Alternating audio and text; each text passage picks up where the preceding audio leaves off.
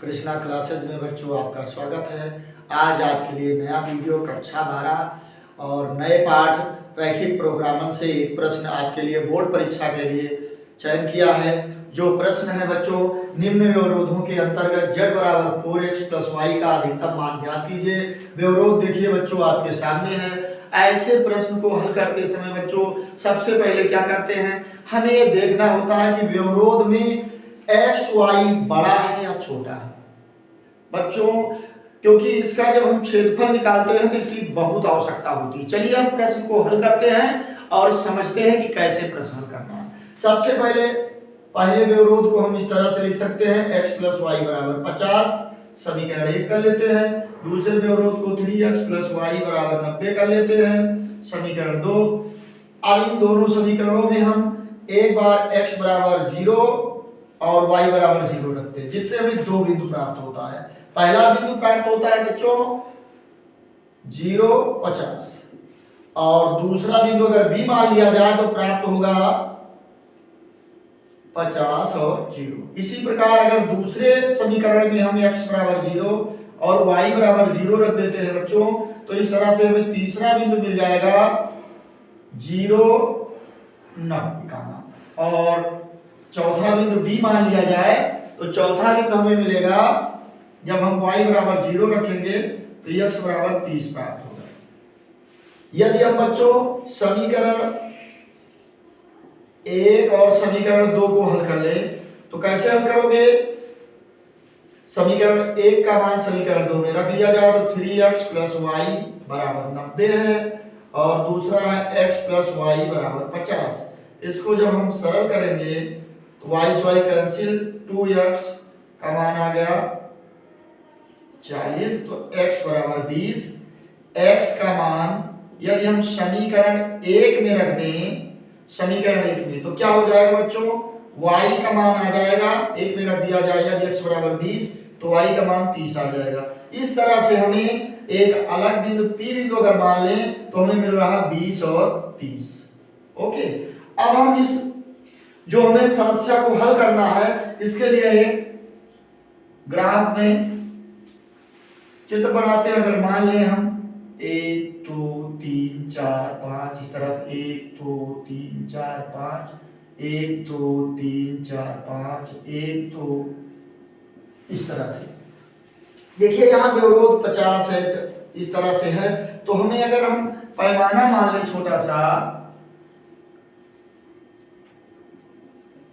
पैमाना क्या होगा बच्चों, पैमाना यदि हम मान लें कि एक छोटा खाना,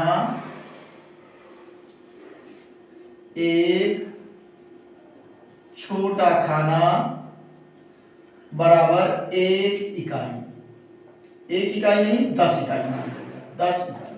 तो इस तरह से इन चारों बिंदुओं का सभी बिंदुओं का अगर हम निर्धारण करें तो क्या होगा, पहला बिंदु होगा 2 3 4 5, यहां पर आपका ए बिंदु आ जाएगा। दूसरा बी बिंदु ढूंढे 1 2 3 4 5, यहां पर बी बिंदु आ जाएगा। इसको हम मिला लेते हैं और इससे संबंधित समीकरण को भी लिख लेते हैं। ठीक, उसके बाद देखिए दूसरा बिंदु क्या है, दूसरे समीकरण का 1 2 3 4 5 6 7 8 9, यहां पर आप सी बिंदु लिख लीजिए। डी है 30 0 1 2 3 चल देते हैं हम लोग और यहां से मिलाती हुई रेखा खींच लें तो दूसरा समीकरण हमें मिल जाएगा 3x प्लस वाई बराबर 90। और जो दोनों रेखाओं का कटार बिंदु है, प्रच्छेद बिंदु है, वो P है। इसका मतलब जो दोनों रेखाएं काट रही हैं वो P बिंदु है। इतना ग्राफ में बनाने के बाद बच्चों आपको अब दिमाग लगाने की जरूरत है। क्या किया जाएगा, यहाँ हम समीकरणों को देखते हैं कि कौन समीकरण बड़ा और छोटा कैसे है। देखिए यहाँ जरा सा प्रयास कीजिए तो यहाँ पर लिखा हुआ है, उन संकेतों को पहचानने की कोशिश कीजिए। यहाँ x प्लस वाई 50 से छोटा है, इसका मतलब जो क्षेत्रफल निकलेगा उस रेखा के अंदर होगा।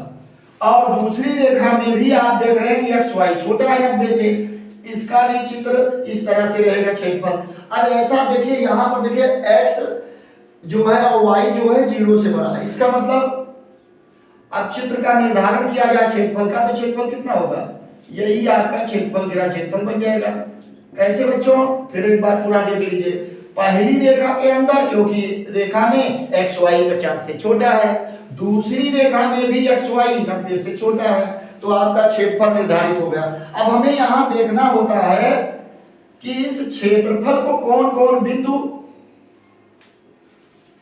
बना रहा है। देखिए ए पी और डी तीन बिंदु हैं, ए पी और डी बिंदु जो हैं जो इस क्षेत्रफल को निर्धारित कर रहा है। तो ए बिंदु का देखिए मान कितना है बच्चों, 0,50, और पी बिंदु 20 और 30। इस प्रकार डी बिंदु देखिए 30 और 0 हो गया। जेड का मान देखो बच्चों, जेड का मान कितना है, ये है जेड बराबर 4x + y। अब इन मानों को इसमें रखा जाए तो ये 50 आएगा, 20 और 30 110 आएगा, और यहां मान रख दीजिए तो 120 आएगा।